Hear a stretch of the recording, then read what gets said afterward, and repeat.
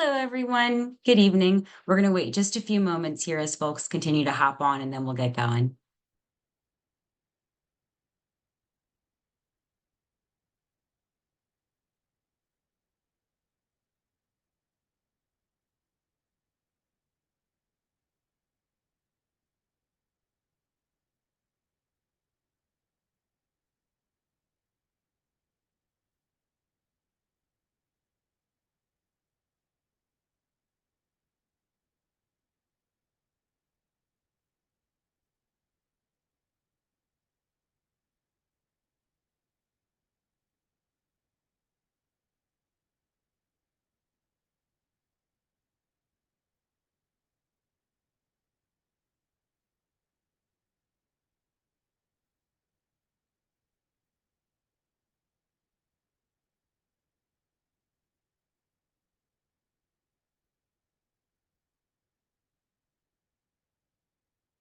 Alrighty, we're just past the hour here, so I want to go ahead and get us started. Welcome, everyone, to our second webinar as a part of the Faithful Preparedness, Faithful Resilience six-part webinar series.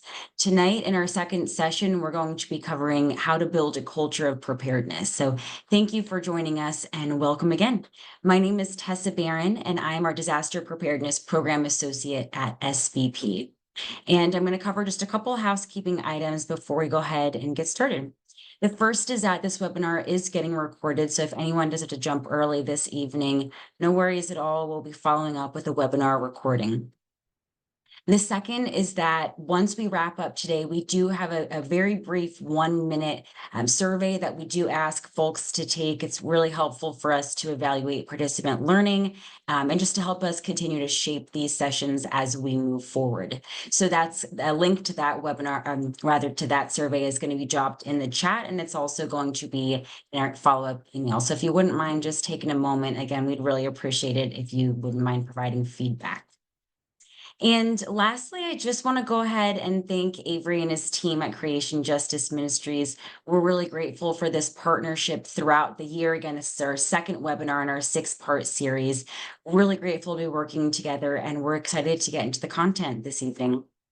So with that, I'm going to pass it over to Avery for our opening prayer and for a welcome from his end, and then we'll get into the content. Thanks. Thanks, Tessa. Welcome, everyone. My name is Avery Davis Lamb. I'm one of the co-executive directors at Creation Justice Ministries, and it's a delight to welcome you to our program here tonight. If you'll join me as we open in prayer. God, we thank you for the opportunity to come together to seek what it means to be disciples of resilience,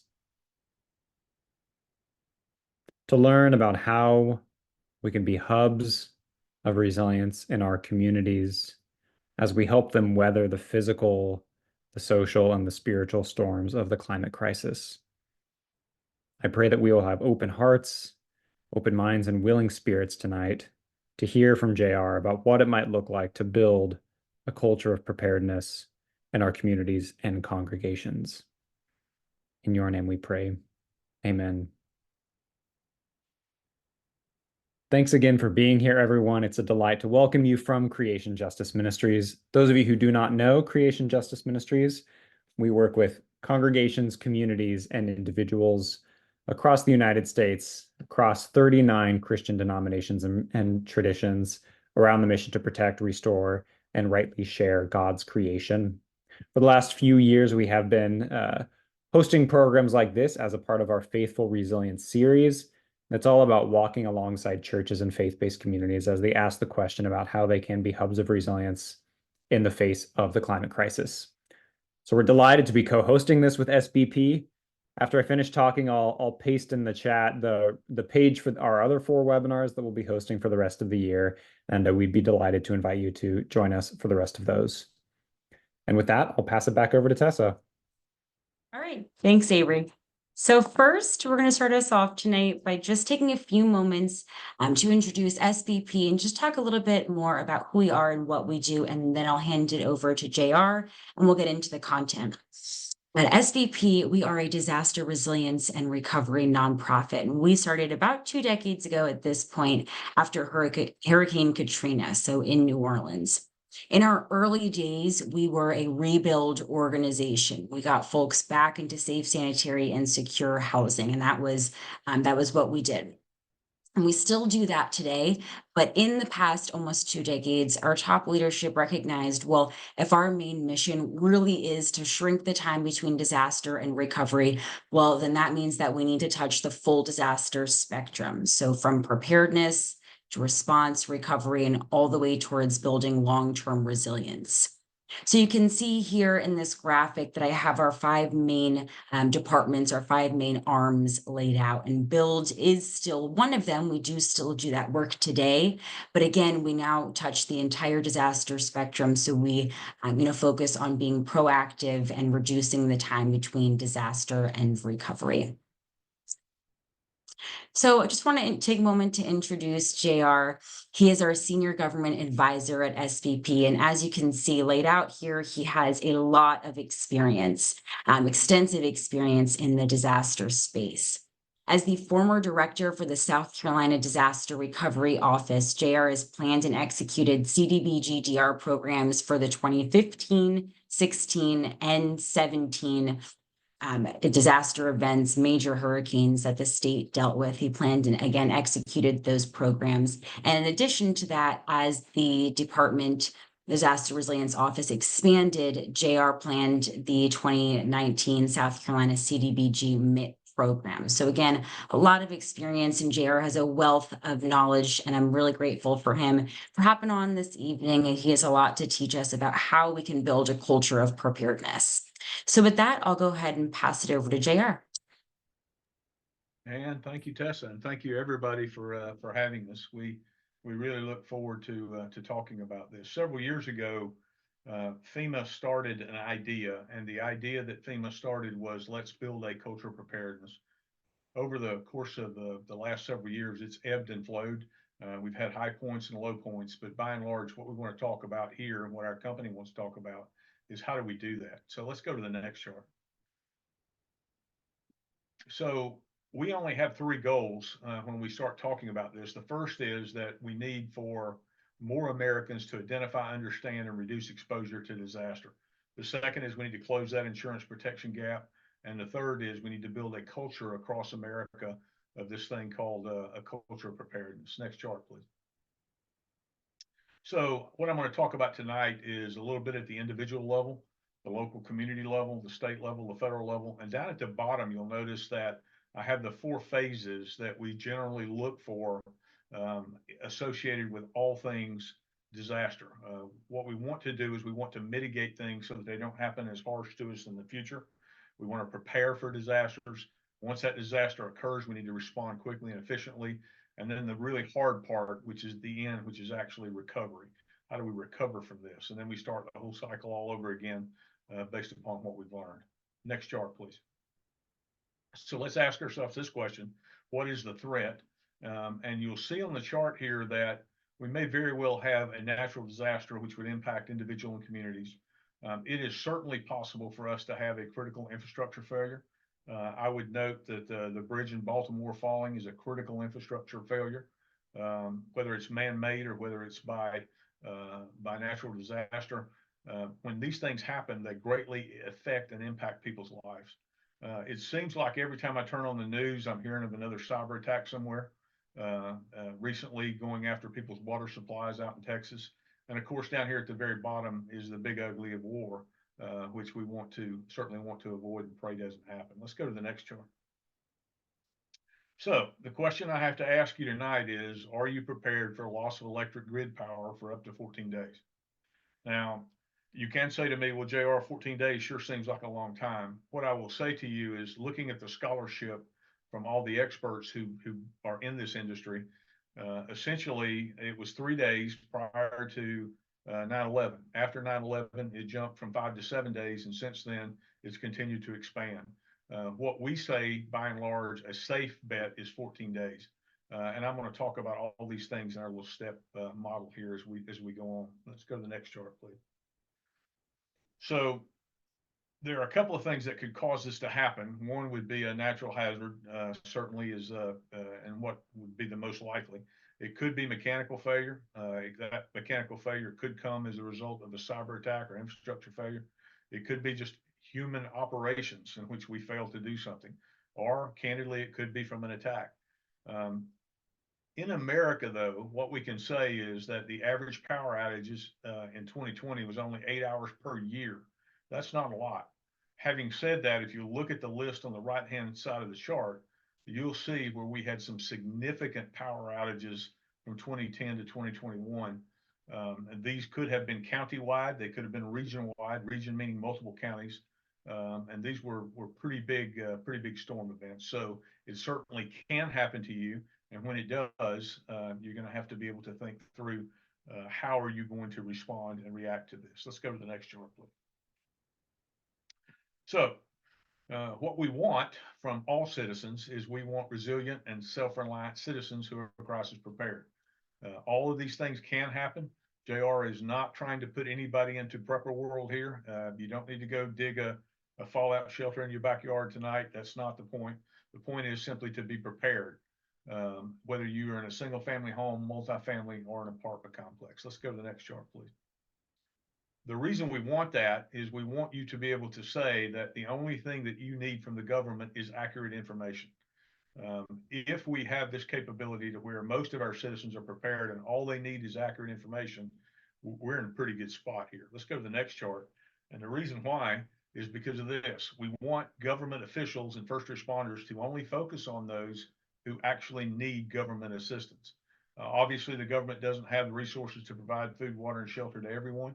If you're looking for an age group or a demographic that was going to have a harder time in a disaster, we point to social vulnerability analysis, which tells us that anyone with a disability, anyone age 65 and older, and anyone who has children in the house, age 5 and below, these folks will have a hard time recovering from a disaster. And when disasters happen, unfortunately, this is a demographic that we need to be focused on to provide assistance. Let's go to the next chart, please. Now we're going to ask yourself, what do you need? Now we're going to run the chart, and we're going to go through all of these. So let's go to the next chart and talk here about specifically potable water. It is our belief that we need 1 gallon per day for each adult in the household. Now we move from there to non-perishable food. And there we're talking about plus or minus 2,000 calories a day. Oftentimes I get a lot of pushback on 2,000 calories a day. That's a military standard, which means that you're working. But I can often see in areas where we work at where there's been a power outage for quite a while, especially after a tornado or hurricane, and you've been running a chainsaw all day, you'll need 2,000 calories per day for every adult in the household. And then we talk about essential medicines. I need to say here that it is important in the medicine world that we think about all the folks in America today who are on some life-sustaining medicine. And it may not cause them an immediate problem if they don't have the medicine after a day or two, but after 10 or 12 days, you may begin to see some serious life-sustaining problems there. The other point I would make here is sometimes people will say, well, where do I store all this at, JR?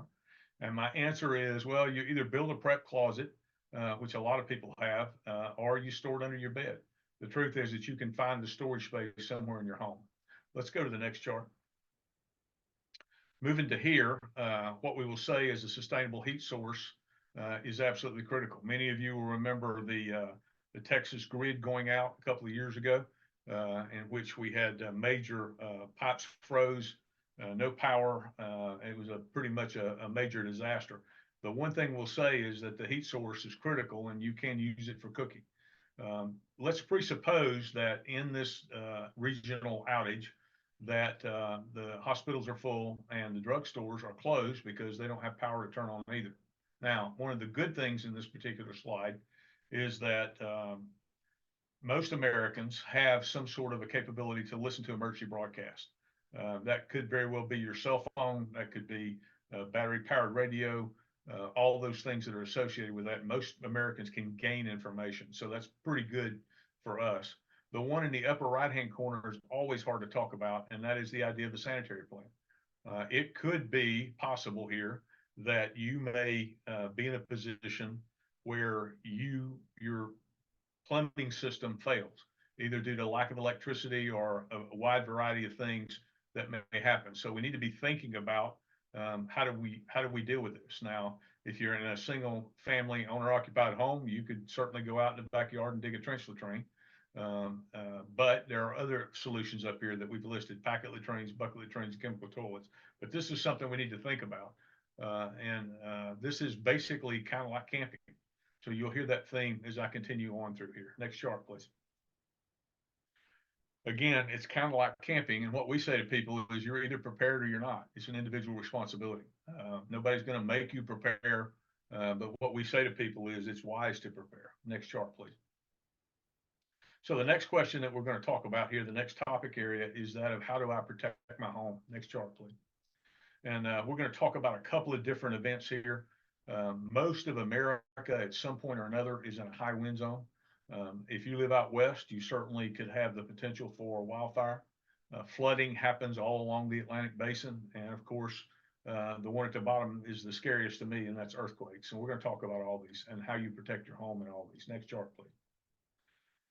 So in a high wind event, what we will say to you is that you need to reinforce anything that you can reinforce and specifically protect windows and glass. The other thing that I would say to you is that in all the disasters that I've responded to or been a part of, it's amazing to me how many garage doors blow open, right, during because of the high winds. Garage doors are easy to blow in, and we see that quite often. Outside the home, one of the things that we say to people is that you need to anchor stuff, right? And this is pretty commonsensical. And you know, here in where I live in South Carolina, if we get a high wind event, I will bungee cord down my my lawn furniture as well as my trash cans and everything outside.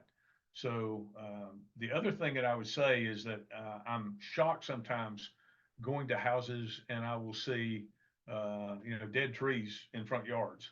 And what I will say is that as soon as that dead tree hits a high wind event, you're going to have a down tree. So these are just things to think about. Next chart, please. Flood events. Flood events are absolutely devastating. I cannot ask people to go and raise your home, but if you have that potential and that capability, I would say raise your home. If you can't raise your home, I would argue that you need to do what you can to raise your electrical outlets, because we'll talk about that in just a moment. But when the flooding starts, it's interesting to me that we oftentimes have gutter damage or drains that overflow. And one of the things that's pretty common in a high wind plus flood event, here I'm talking about a hurricane, when we get multiple inches of rain over a couple of days, is that we see a bad gutter, and that particular gutter collapses. Now, when that gutter collapses, it forms almost a funnel of water that comes in through the soffit and enters into the house. It's a pretty common thing you see in most disasters. What we'll also say to people is use sandbags to turn and block the water and remove as much water as quickly as possible from that house, because after that, we've got to start mucking and gutting. Let's go to the next chart, please. From here, we talk about wildfires. If you live out west, this is a big deal. The big thing we're seeing now in wildfires in terms of resiliency is this idea of defensible space. Defensible space means that I don't really have anything around my house that can catch fire 30 to 100 feet away from the house, because these embers can fly very long way. And once these hot embers hit your house, then you are certainly at risk. Let's go to the next chart, please. In terms of earthquakes, these are the scariest ones to me. But having said that, the thing I will say about earthquakes is that oftentimes we find people who have an unsecured water heater. And so as a result of that, the earthquake hits, the earthquake ends and is gone. And this can happen even in low magnitude earthquakes in the 2 or 3 range, the Richter scale. The water heater tips over, and now we've got a flood inside the house. So what we will offer to people here is to anchor everything that you can anchor in your house as best you can and stud it into the wall. Next chart, please.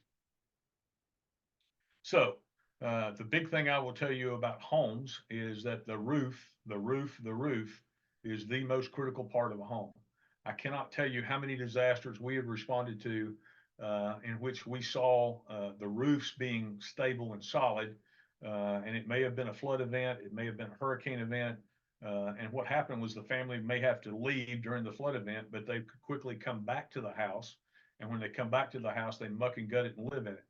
And that can happen. Now, if you've ever been in an emergency management situation, the very first thing that the emergency manager wants to know is how many roofs have we lost in a natural disaster. That's certainly high risk in tornadoes and in hurricanes and tornadoes that come from a hurricane. And the reason for that is because when I start losing roofs, I have to open shelters. Now, shelters are logistics nightmares. I have to provide for security, food, water, all those different things. And thank God for the American Red Cross and their great work across America and what they do in terms of shelter operations. But what I will say to you is shelters are easy to open. They're really hard to close. And it may be that your children's school, your grandchildren's school is used as a shelter operation. And because of that, that school's not going to open for a while. So the other thing I would say here is a lot of low to moderate income households and those on fixed income, meaning elderly or disabled citizens, oftentimes they can't afford to maintain their roofs. And bad roofs cause bad things to happen. So let's go to the next chart. What we do at SPP is we, on every house that we build for low to moderate income citizens, we put on what's referred to as a fortified roof. Fortified is a building standard, and it is a trademarked thing, but I need to explain it here by saying that what is it? Well, essentially, it's a roof reinforced with additional blocking and bracing materials. The roof deck has a minimum thickness standards. In other words, we're trying to make the roof decking thicker, and the roof shingles are reinforced with an additional nail pattern. This precludes single wind loss.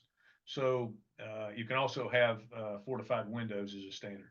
The thing that I would say to you is that if you're familiar with the East Coast, normally everything east of I-95 is in a high wind zone. And what you will find in that zone is you will find what's referred to as a 6-nail pattern on the shingles. That 6-nail pattern is now spreading across America because it really helps preserve your roof. Let's go to the next chart, please. The foundation is also critical. Not as critical as the roof, but also just as important. Not as important as the roof, but important. So there's only really 2 ways to build a house. Now you can say, well, JR, there's 1,000 ways to build a house, and I would have to agree. But basically, in terms of foundation work, there's only 2 ways. The first way is a pier and beam, which you would often hear referred to as a crawl space underneath the house. And the second is what we would refer to as a slab on grade home. Now, if you ask yourself which of these is more susceptible to flooding, obviously it is the slab on grade home. Now, the problem with a slab on grade home in a flood environment and also in a pier and beam home, if the flood gets really, really high, is the electrical outlet. Now, most electrical outlets by most codes in most states are going to be between 12 and 14 inches from the ground base floor. And the problem is that once that gets inundated with water, the cost of rebuilding that home just went up substantially because we can no longer trust that wiring, and we're going to have to pull it all out. We do find a lot of older homes in America that are slab on grade homes. Low to moderate income people live in those homes. And unfortunately, that does greatly impact flood insurance rates.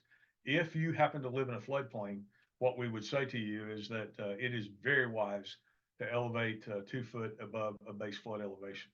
The other thing that I will say about floodplains right here is, the water doesn't care what FEMA draws on a map. So FEMA may draw a map and say, water stay in this place. The water's going to go where the water wants to go. Water can't read FEMA flood maps. Next chart, please.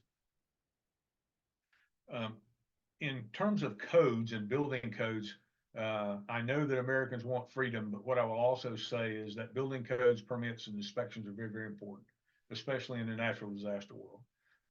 What we have seen way too often is a home that is not built to code will impact in a natural disaster a home that is built to code. We have been in places, especially in Texas and Louisiana, where we have seen roofs that were not built to code impact the house next to them and just tear it all to pieces. So it's important. And what we would say to people is that if we're going to live in communities, we do need to have strong building codes. Next chart, please. These are some practical tips. Nothing here is, I think, earth shattering. But what I would say is fill your bathtub. Your bathtub holds 40 gallons of water to 42 gallons of water, depending on how big it is. You can use that for cooking and cleaning. You can catch rainwater, and you can use that to flush toilets with. If you live out west, have a bug out box. The most important thing that we say to people at the individual levels, have a plan. Have a plan on what you need to do and when you need to do it. Let's go to the next chart, please. Now we're going to spend a few minutes talking about community. Next chart.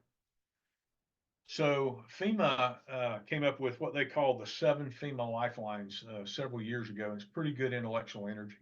What FEMA says is at the community level, we need to be looking at these 7 categories.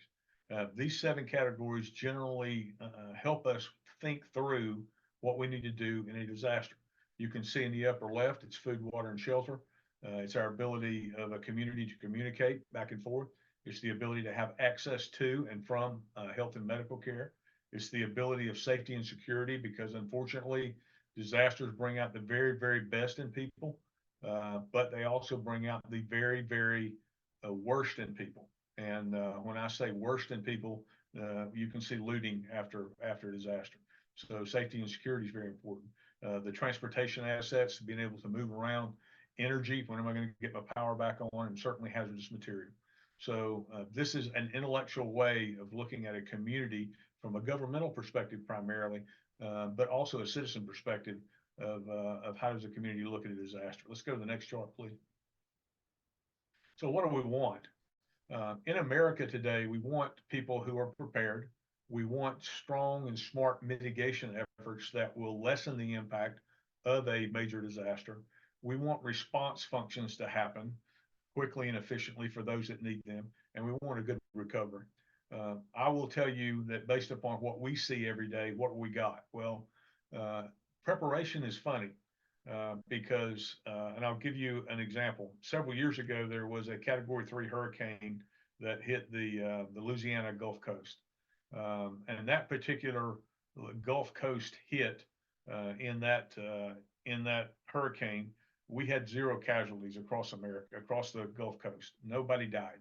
Unfortunately, that particular system turned into a tropical depression and went up north into some northeastern states, and we had casualties. So preparation depends a lot of times on where you live at and what your threat is. We're getting better at mitigation. The more and more storms we have, we're beginning to think through how do we do this better. We're pretty good at response. The truth is that people will come and help their fellow citizens.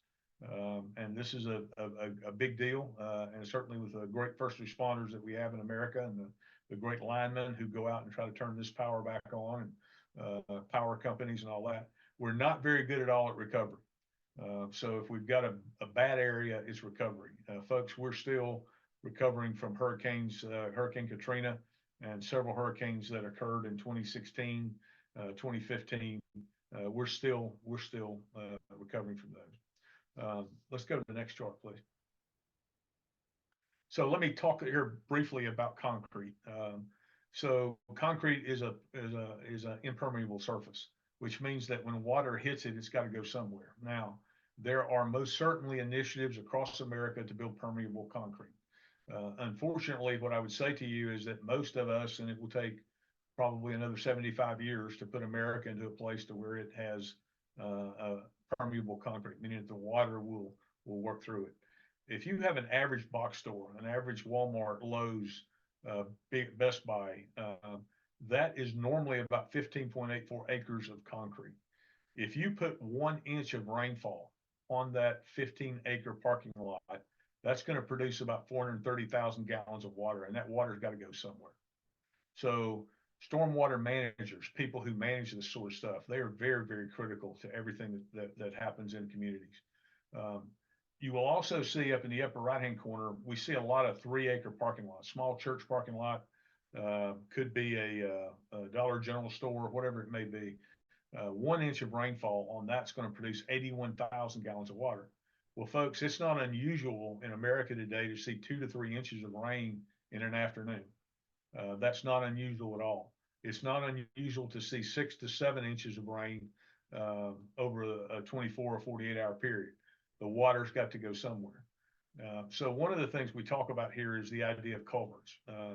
As I've been doing this business now for a while, I consider myself a professional culvert inspector because everywhere I drive, I'm looking at culverts. If that average box store only had one 12-inch culvert, it would take it 92 minutes to drain. Now it doesn't, because your city and your county have codes that are going to make sure that that water gets off of that parking lot surface a lot faster than that. But that gives you a kind of an indication of how long it takes to move water. This is a hard problem sometimes. Let's go to the next chart, and we'll talk a little bit about it more in depth. That concrete surface, most cities and towns have a subsurface below them, and that's where the water moves. Now, what we're seeing in America today is oftentimes those pipes are 12-inch macrame pipes. They were put in either in the 1920s or the 1960s, and candidly, we've poured so much more concrete now and have such more force of water going into it that water's got to go somewhere. So oftentimes, when we see flooding at my example here at 123 Pine Street, that the reason we're having that flooding is because we poured more and more concrete, and that concrete has a water runoff, and we still have really small pipes. So what we say to, especially in rural America, is we need bigger pipes. We've got to move that water more efficiently. We've got to move it away from the concrete surfaces that it's pooling on. Let's go to the next chart. So I call myself a culvert instructor, culvert inspector. And what I will say to you is water is going to go where it's got to go. And oftentimes what we see is poorly maintained ditches. I can name 3 or 4 disasters that I've been in which if we had simply cleaned out the ditches on the side of the road, we would not have had near the damage that we ended up having. Oftentimes we see undersized or clogged, poorly maintained drainage pipes. That's true in a lot of major urban cities. It's no secret that Detroit, Michigan is undergoing some really hard problems now, trying to figure out how it's going to resize its substructure. Oftentimes we see undersized or inadequate culverts. They simply can't handle it, and you see the backup at the culvert causing much more damage, or sometimes you see undersized or inadequate bridges. The next one you see over here is an obstructed stream. So let's understand that we do have water flowing. Water makes it to the river or makes it to the stream. Oftentimes we see weird things happen there, and I need to spend just a second talking about this. Oftentimes in places in America, we'll put mobile home parks, or what would use the term here, trailer park, right on the side of a river. Unfortunately, or fortunately, I guess, for the people who live in them, these mobile homes nowadays are so much higher energy levels, much more energy efficient, much more sealed than they used to be. And oftentimes what we'll see is a flood come, lift that mobile home up and put it in the middle of a river. When it goes into the middle of that river, it's going to turn that water wherever it wants to go. And additionally, illegal dumping, which is a terrible thing. Anything that obstructs water's ability to go where water needs to go causes man problems. Let's go to the next chart, please. So sewage treatment, I spend way too much time talking about this, but wherever you live at, if you're on a city sewage treatment system, that treatment facility has to have generators, and those generators generate power, and they go to pumping stations, and those pumping stations may be miles and miles and miles away. Unfortunately, most pumping stations, because this is not necessarily the best ground, it's almost bad ground, are built in floodplains. And so what happens when the pumping station gets overflowed with water, then you have a hard problem. Because now we have to close down the pumping station, and those generators can pump all the power they want, but it's not going to get to the pumping station. So If we lose power on either end, we end up with a sanitation problem. In major urban areas, this is a big deal. This could become a crisis, given that it were to last for probably longer than 3 to 5 days, potentially even a health crisis. Let's go to the next chart, please. So let's ask ourselves, what about my state? Next chart. So it's hard to blame the federal government if things are not going well for you in a state. The reason for that is the federal government basically provides law and assistance, coordination, rules, and it provides resources to states. So it's a state responsibility to do preparation, mitigation, response, and recovery. Next chart, please. What we will say to states is that, essentially this is federal law. You just need to know the law, know the standard, and spend the money for its intended use. Next chart, please. I'm going to skip this one. Let's go to the next chart, please. All right. So what I want to talk about here is a house and that has flood insurance and a house that does not have flood insurance.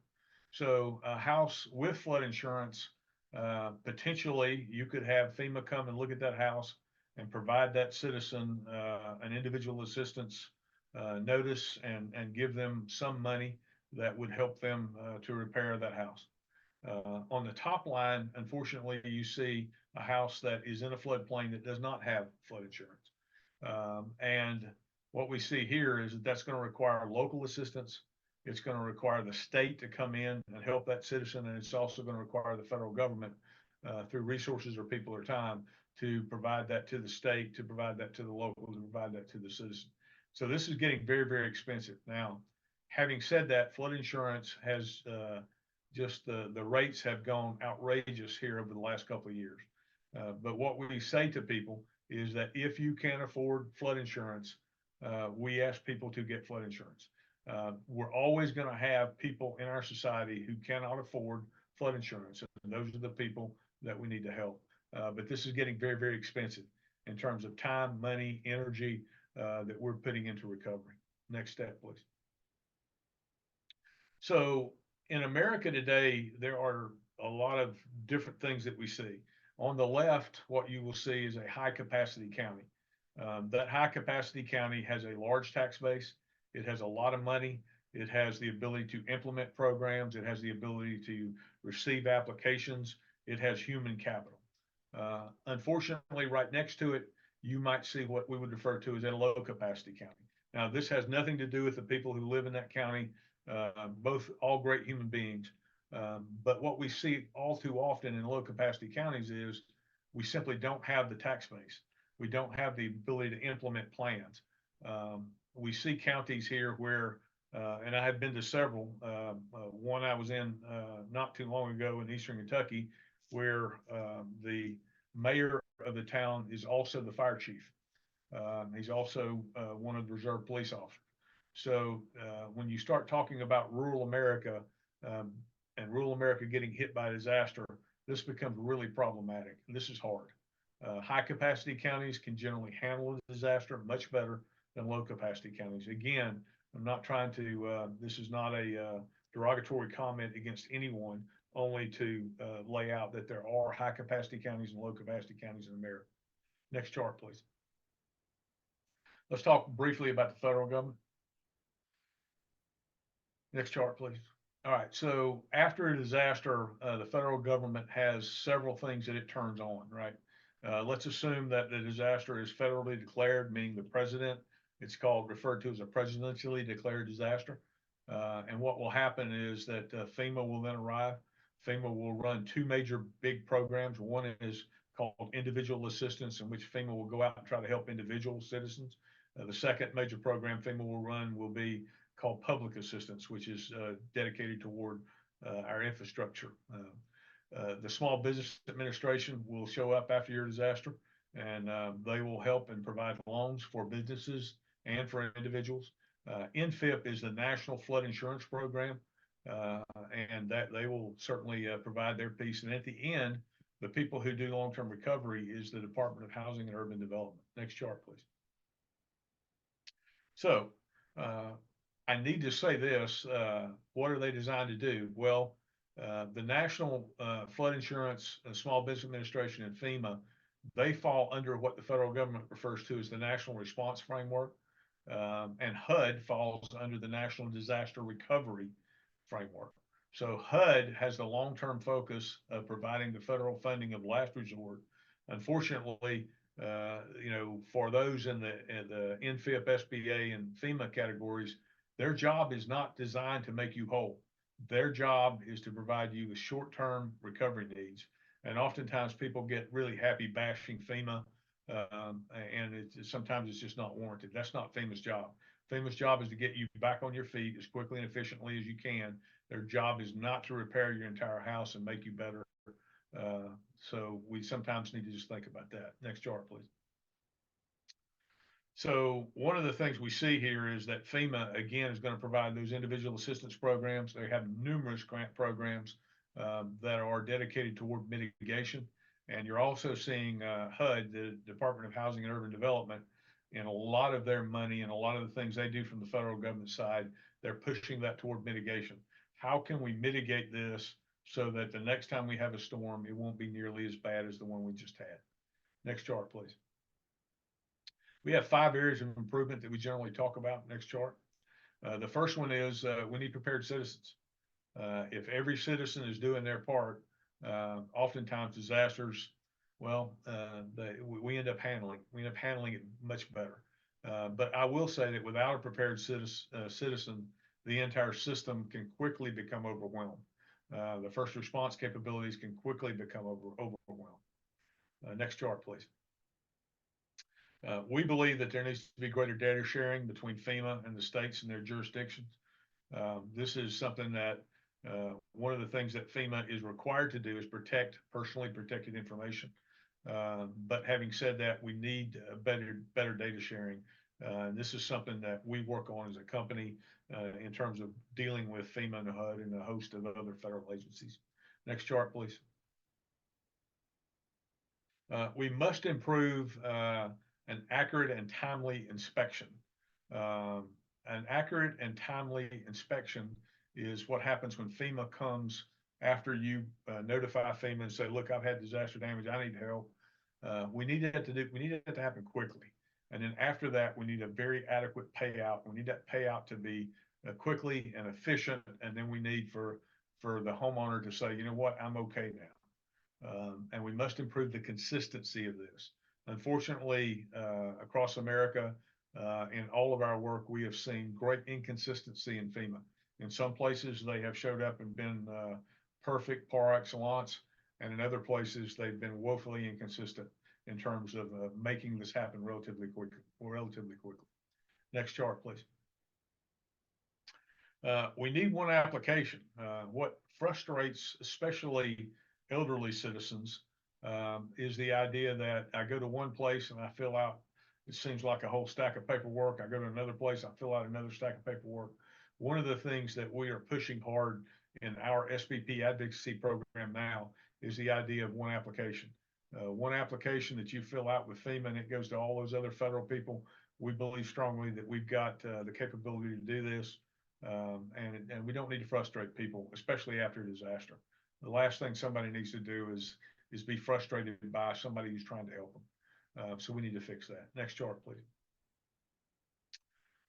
It takes a long time between FEMA and its individual federal response and HUD, the Federal Register Notice, which gives the CDBG-DR funding. Disaster survivors and states can't wait 2 years to start into the recovery process. So this is a failure across multiple levels. Unfortunately, all the money that HUD gives comes from congressional declarations and congressional action. And so it just takes a long time sometimes. That's not a good answer. We've got to do better than this, especially as we have repeat disaster after disaster. Next chart, please. How do we do this? Next chart. Well, the first is we inform and educate. So what we will ask you to do is take some of the thoughts and things that we have here. All of our slides are free. You can take them and use them however you choose. But we ask people to inform and educate across America. Next chart, please. The second thing we will say to you is there are no silver bullets. There's no easy way to protect your home. I did see several of the questions pop up during the chat, and we'll get to those. I apologize that I went past them, but oftentimes what I'll say to you is there's no silver bullets. That you're either prepared or you're not. Next chart, please. We need to be able to ensure that communities are actually following these 7 community lifelines. What I say to people in my business is, if your little local community has not held an emergency readiness exercise in the past year, or specifically the last 6 months, or in preparation for hurricane season, or in preparation for wildfire season, then you probably need to get involved with your local politicians, because these things are absolutely critical in taking a bad situation.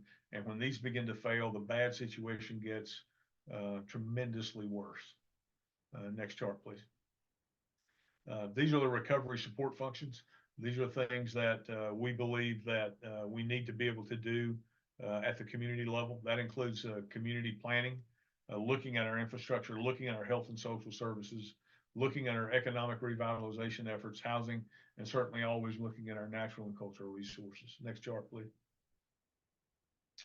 So one of the things that we also tell everybody is that, look, disasters are going to continue to happen. And as they continue to happen, you need to assess, plan, and execute. And what we say to people is you need to be in a mitigation effort all the time. For me personally, every hurricane season, I have a ditch around a small barn that I have, and I go out there and dig out that ditch because I don't want it to flood my barn. Not that I have anything in my barn that's worthwhile, but it's just a practice. So mitigation matters, right? So all of us can mitigate something. We can tie down our furniture outside our house at the individual level, at the collective level, at the community level, and at the governmental level. We need to be looking at things like stormwater management, like buying out people who are next to water and can't get away. We need to look at detention ponds and retention ponds, protective infrastructure, and building codes. Next chart, please.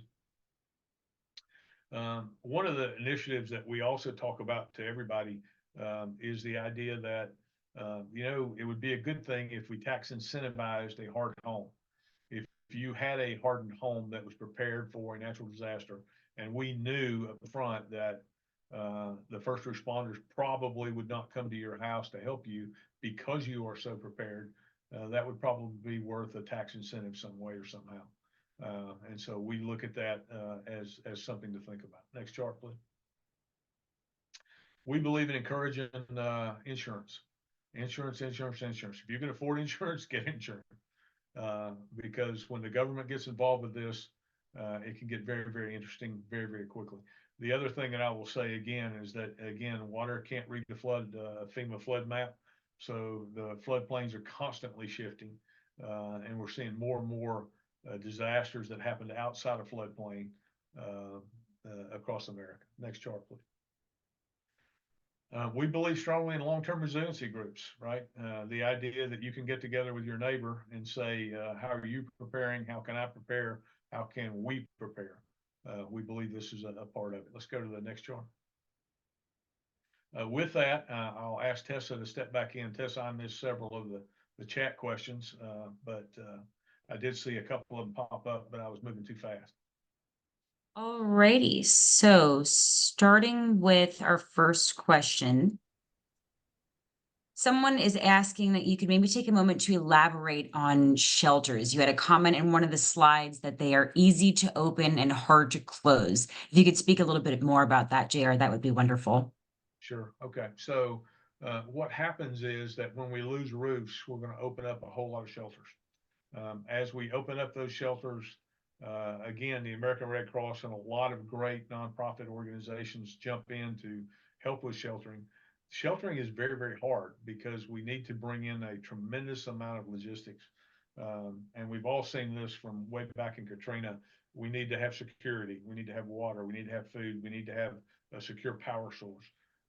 And oftentimes what happens is that if we lose a roof, we open up that shelter, and it takes a while to get those people back into a safe, sanitary, and secure home. It's a very, very hard problem. The reason it's a hard problem is because it may be that shelter may be in a school, so that children are not going to school or things of that nature. Next question, please. The next question is, what is the cost of fortifying a roof? It depends on where you're at. You can certainly get an estimate on that. I would say that prices have gone up so high since COVID that I wouldn't dare to make an estimate on it. I can say that before COVID, and this is a historical, so I don't know what it would cost you, and it is certainly depending on where you live at. But what I would say is that before COVID, a standard 2,000 square foot roof was probably somewhere in the neighborhood of about $6,000 to $7,000. A fortified roof would add on about somewhere in the neighborhood of $5,000 to $7,000 for that. Again, these are pre-COVID numbers because things got in flux after COVID and just now beginning to settle out. I hope that answers your question. Okay, moving right along to the next question. What is the legal height for electrical outlets? How high can you go? Depends on where you're at. What's the legal height? Well, depends on where you're at as to the code. Most electrical outlets are going to be 12 to 14 inches off the floor, right? So what we say to people is oftentimes it's wise to have higher outlets in your home, especially if you have a slab on grade home. All right, so next is a question about bug out boxes. What are they, and are they the same as an emergency go bag?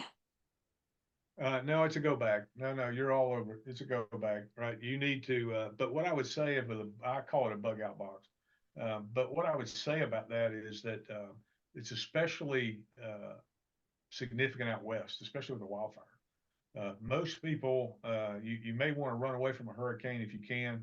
If you're in a coastal area, certainly you need to run away from that. Hard to run away from a tornado, but wildfires and hurricanes we can run away from. And I guess I would say that, it's your valuables that you absolutely want to keep, right? And so, plus all of your, your survival supplies, I guess. Great, thanks, JR. Next, is the creation of gardens helpful with flooding? I'm sorry. Is the creation of gardens helpful with flooding? Gardens. Well, what I can say is any green space at all where water can go into the ground is helpful, right? Any green space. So, it's interesting to me that a lot of urban cities now are doing some very, very deliberate planning that they will have a city block and then they'll have a great deal of green space. And that green space is designed to take in water. All right, great. And then I think this is our second to last question here. Someone comments, I have heard often of the federal government that making whole property owners in known flood zones, so structures are repeatedly built in flood zones where they should not be. Is this something that the federal government should be responsible for? And what is the federal response? So, by and large, that's a very difficult question. But by and large, here's the answer, right? Normally, almost always, the federal government will touch you one time in a flood zone. If you have a house and you live in a flood zone and you are disaster impacted, the federal government, either through FEMA or HUD, will touch you one time. After that, they're going to require you, once the federal government touches you one time, they are going to require you to have flood insurance. So now it's on you as an individual. So I think that's probably the best short answer I could give. That's a very insightful and detailed question. But what I would say is that, oftentimes we have people who the thing about floodplains is odd, is that there are only two types of people who live in floodplains: those who can't afford to live in floodplains, and those who absolutely cannot afford to live in floodplains.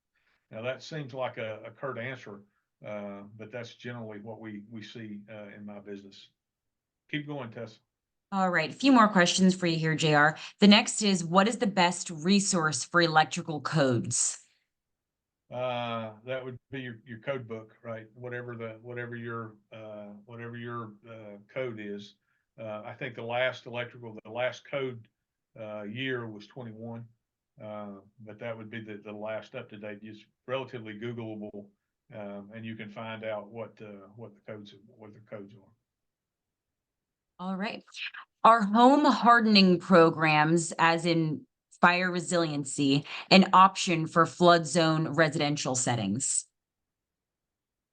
Yeah, I mean, I think so. Yeah. So what we want to do is we want to uh, harden the home, but we harden homes based upon the risk, right? If you live out west, you've got a much higher propensity to be hit with a wildfire than you do from a hurricane. If you live in the Atlantic Basin, your highest probability is you're going to be hit with a hurricane rather than a wildfire. All right. And then one last question and then a comment to wrap us up. How can we start conversations like this in our communities, in our congregations? And are there support materials to help us in doing that? I guess, I think that the answer is probably something along the lines of the long-term recovery group or the long-term preparedness group, right? I think it brings people together. And I think starting the conversation by simply asking the question that we ask, right?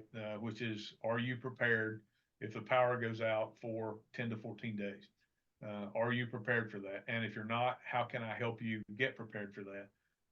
And I think it would also help with certainly congregations. One of the things we found in my experience is that congregations mean the world to people. I don't know how many disaster houses that I've worked in which the congregation would come and move the furniture out for the citizen. We would go in and work on it, and then the congregation would come back and put the furniture back in. And then one of the most heartfelt things I ever attended in my life was an older widow woman here in South Carolina. And when she got her new house, the preacher came and the choir came, and we had a church service on her front porch. Probably one of the most heartfelt things I've ever been a part of. But congregations mean the world to people. So I would just throw that out there to you. Sir, with Hey, that, Tessa, can I add? Yeah, could I add something to that as well? Please, absolutely. Yeah, just a couple of resources to highlight. The first, and I'll drop it in the chat here. We have some resilience materials through Creation Justice Ministries. Namely, we have a 6-part Faithful Resilience Guide. That's really meant for starting to open up the conversations about resilience in your community. That's not the right guide if you're ready to make a disaster plan, but it is good for starting to consider some of these questions, especially in the frame of what does it mean to be faithful right now? What does it mean to be open to the needs of our community? The other place that I'd recommend you look is if you're a part of a denomination, look at that denomination's disaster response agency. Most of our denominations have them. One that I know quite a bit about because we've done some programming with them is a Week of Compassion from the Disciples of Christ. They have a few disaster. So like on that webpage I just pasted there's a congregational guide for disaster preparedness and response, 10 steps to becoming a more prepared congregation, all sorts of resources available there that are more sort of like checklists, what to look at specifically for a congregation that may be different from a small business or something like that. So hope that those are two helpful places to start. Great. Thank you so much, Avery. Appreciate that.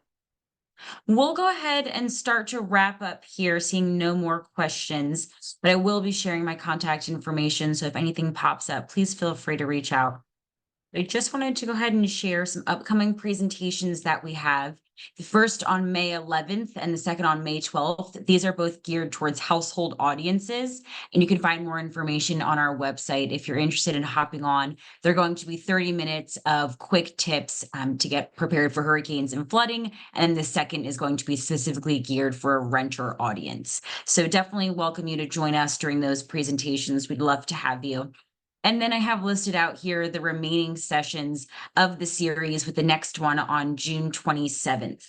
And with that, that presentation is going to be on democracy as climate resilience. And so we're going to discover the key components of climate resilience, which is going to include climate mitigation, adaptation, and deep democracy. And we're going to uncover the significance of deep democracy and its role in climate resilience. So we definitely welcome you to join us then, and certainly go ahead and register once we wrap up today or whenever you have a moment. That is again on June 27th. Lastly, I want to ask folks, if you do have a minute, to please take a few seconds to take our post-presentation survey. Again, it's designed to evaluate learning, and it gives us really helpful feedback as we continue to shape our program. So if you have a moment, we would really appreciate that, and we're thankful for any feedback that you could provide.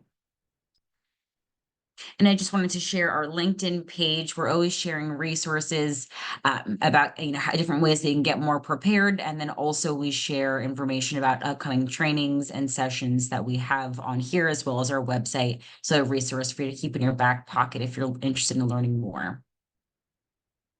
Another note about the survey, if you wouldn't mind taking a moment to fill that out. And here is that contact information. If you have any questions, I absolutely welcome any emails. We're happy to talk in depth about any of the items that JR started to talk about this evening with us. So thank you again for everyone for joining us. Thank you to Avery. Thank you to JR. We really appreciate your time this evening. And I hope everyone has a great rest of the night. Thanks for being here, everyone. Cheers.